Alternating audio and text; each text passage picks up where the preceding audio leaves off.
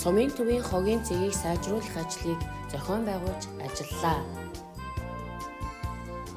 Иргэдээс ирүүлсэн саналыг үндэслэн 5 дугаар сарын 21-ээс 27-ны өдрүүдэд хогийн төвлөрсөн цэгийн хог хаягдлыг цэвэрлэж овоолох хийх ажлыг уул уурхайн үйл ажиллагаа эрхлэгч RS хувьцаат компани техник хэрэгслийг ашиглан 2858 литр шатхуун зарцуулж 2 LG хүнд машин механизмын жолооч 2 удирдах ажилтан 1 хүн ирж ажиллаж 7 хоногийн хугацаанд хийж хэрэгжүүлж сая 750 мянган төгрөгийн зардал гаргасан.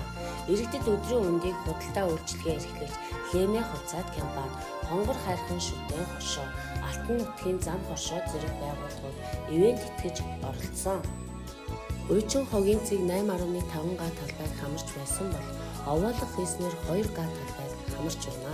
Сумын хэмжээнд бүх нийтийн их цэвэрлэгийг 2021 оны 5 сарын 29-ний өдөр зохион байгуулж 180 гаруй өрхийн төлөөлөлд оролцож хуучин хогийн цэг байсан газрын ойр орчмын хог хаягдлыг цэвэрлэж 22 машин хог хаягдлыг цуглуулан цэвэрлэж хайсан.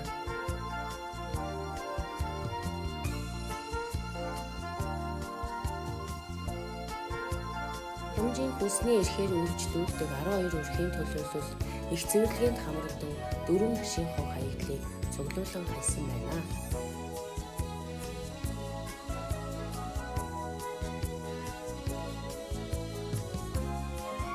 Сумын хэмжээгээр өвөлжилт хүндэрч олон мал өргөдөж хаас авийн малын сэлзэн хөгдөрч байсныг шийдэж арга хэмжээ авч ажилласан.